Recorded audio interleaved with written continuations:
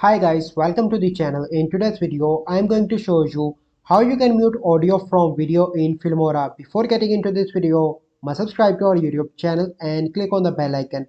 So the first step you simply need to do is to open any video in Filmora. So here you can see that a video, and let me show you the sound in the video as well. You can't bring the money in your bank account. Okay, so how I can mute that? You simply need to hold this and you can see that.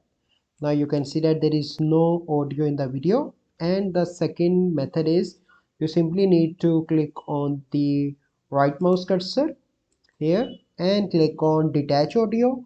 Okay, and then you need to click on this icon, and now you can see that there is no audio in the video.